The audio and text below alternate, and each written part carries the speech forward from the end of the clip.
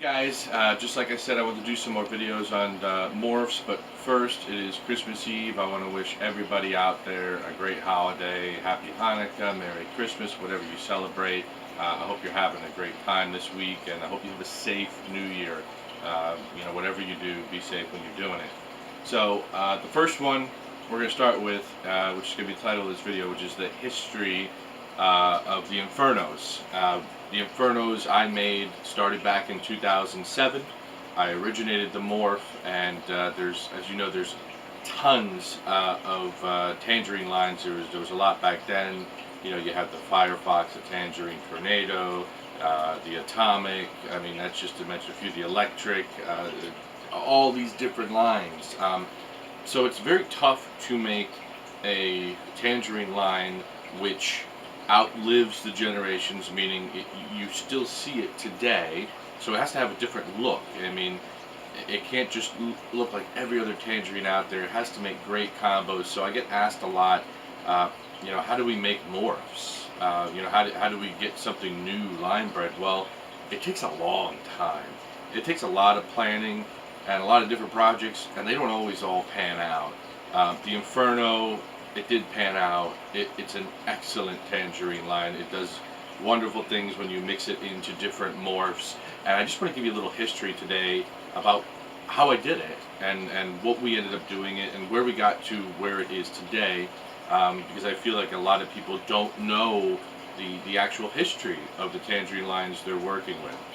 So early on, when I started leopard geckos, I knew I wanted to do a tangerine line. But you want to get that certain look. For me, everybody's top tangerine line is an all red gecko, as red as you can get, right? Well, here we are many decades later, we still don't have a red gecko, so it's not an easy thing to do.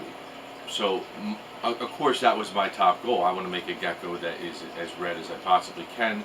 But for me, I don't really like the all one color geckos as much as I like the ones that have some banding and some contrast. So the Inferno line was made to have that banding, to have the contrast of some really nice deep red, orange colors, but still keep some of the black and some of the bandings. And I think those make some really, really powerful combinations. And that's what we set out to do when we first did this. So the lines that I originally used, because back then we didn't have as many lines as we do today, it was very much so limited. I used Albie's Two Cool Reptiles. Albie had fantastic tangerine line. You don't see a lot of them anymore, unfortunately. Albie stopped breeding leopard geckos a long time ago. Awesome guy. Also started with the Tangerine Tornado many moons ago, and I actually got an electric tangerine that was handpicked from Kelly at Hiss. That was a present to me, and that was the original group that I used to make the Infernos. And like I said, I was trying to make something in particular, keep the patternless out of it. I traveled to many shows. I went down to Daytona Beach especially to pick up the one tangerine. So my point is just a lot of work that goes into making something that you really want to look a certain way.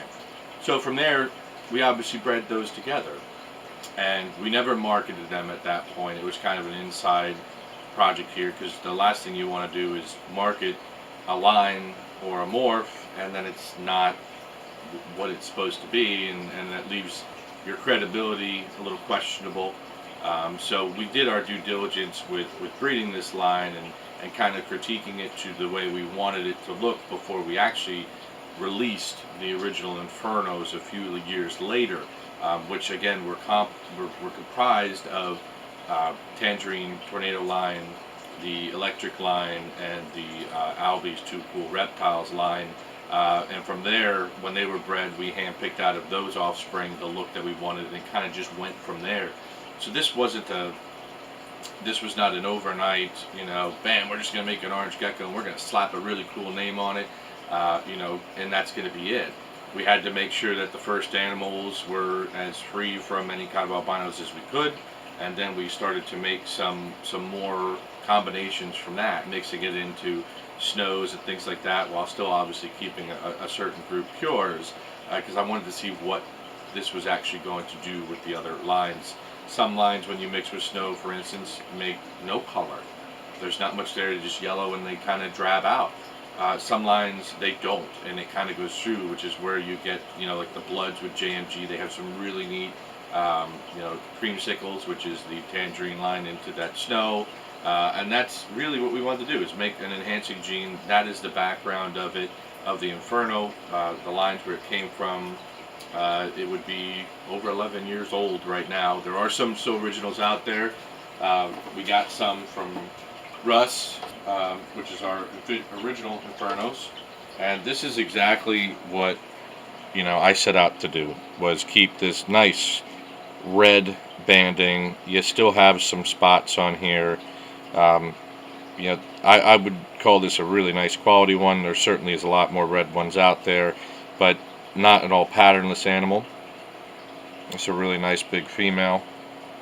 It's a pure one.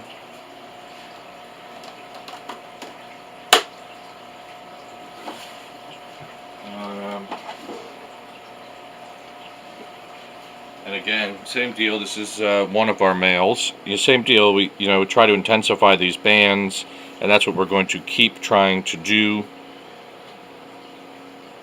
and make as orange red a geckos as we can, and just kind of keep it at this look. I mean, I've seen a lot of people now with Inferno cross this and Inferno cross that, and it just loses that Inferno look, and it's fine to make crosses and stuff like that, but it's always good to keep some stuff the way it was intended, because it becomes very difficult to find these things later in life. I'm finding, when I'm getting back into it now, the things that were fairly easy to get a hold of, 3-4 years ago, are now not, because people are not appreciating keeping the morphs, somewhat the way they are and available. I mean, try finding a Blazing Blizzard, and even a pure patternless is very difficult. Only a few people are doing it. So, guys, I just wanted to kind of, like I said, give you the history of what we started doing with Inferno, what comprises an Inferno, how old the line is now, and it's really was extremely nice when I came back into it this year, and I started looking around for the stuff I really want to build a collection with again, and Infernos were still there.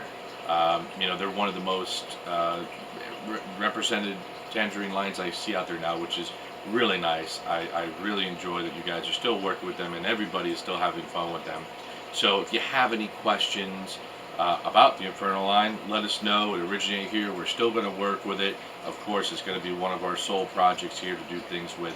And again, have a great holiday. If there's something else you want to see, something else you want to talk about, let us know. Have a great Christmas, guys.